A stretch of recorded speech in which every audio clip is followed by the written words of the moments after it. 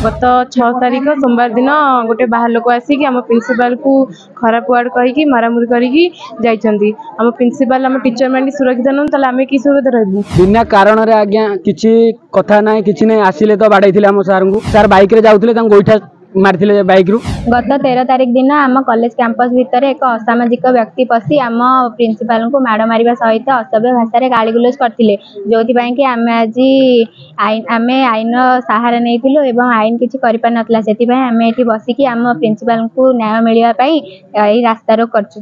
काली college रे एक बैठक डका जाइथिला, किंतु बैठक रे कथा किछि समाधान होई पारि नथला। आमे चाहू जे आम प्रिंसिपाल को न्याय मिलु, अपराधी गिरफ हो। गत 13 तारिख दिन जड़े अणछात्र आम कैंपस भितर पशि प्रिंसिपाल को अभद्र भाषा गालीगुलज कले, सहित माड़ भी माइले।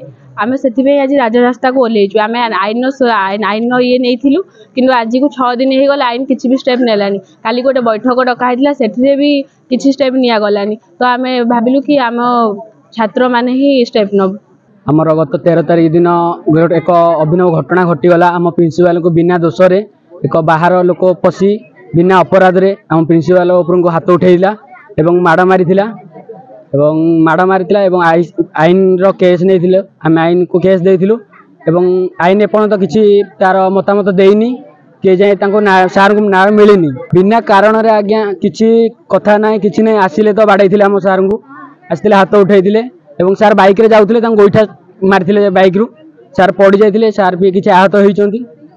एपर्यंत आमको न्याय मिली ना। आम चाहूँ आमको न्याय मिलू कहीं जदि कॉलेज मुरबी जदि ठीक ना जदि सुरक्षित ना आम स्टूडेंट कौन सुरक्षित। आम प्रिंसिपाल को लोकाल लोक आसिक मारचंती आम प्रिंसिपाल को न्याय न मिला मानते आम एठू जीवनु। आम प्रिंसिपाल सुकिंदा थाना रे एफआईआर देथिले, पुलिस किछि भी जो एक्शन नेलेनी। आम ये बस आमको प्रिंसिपाल को न्याय देला पर आम जाइए जीवु ना जीवनु। एठू गत 6 तारिख सोमवार दिन गोटे बाहर लोक आसिक आम प्रिंसिपाल को खराब वार्ड कहीकि मारामुरी करके जाइछंती। आम प्रिंसिपाल आम टीचर मैंने सुरक्षित नुँ ताले आम कि सुरक्षित रहबू। मु चाहूँची प्रिंसिपाल को न्याय मिलू, अपराधी गिरफ हो।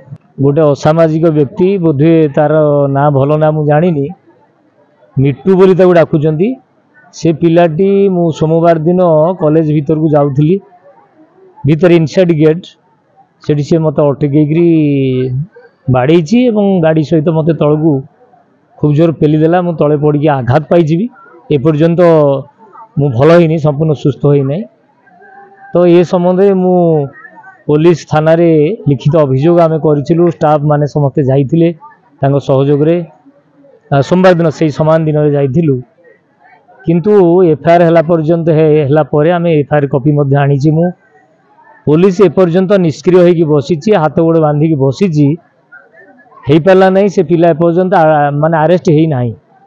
सी दिबा लोक बुलूची एक भी मो कान में आसी पड़ुची, किंतु पुलिस जानी पारु नाही एवं तार सी कौ दलर लोक मु भी जानी नहीं। बोधे ताकू दलीय समर्थन मिलूची कि कौन मु से कथा कहि परिबि नाही। कौ कहार साहस रे बा कहार समर्थन रे सी एभली काम करि पारिला एवं ताकू मध्य एपर्यंत आरेस्ट करा जाई नाही।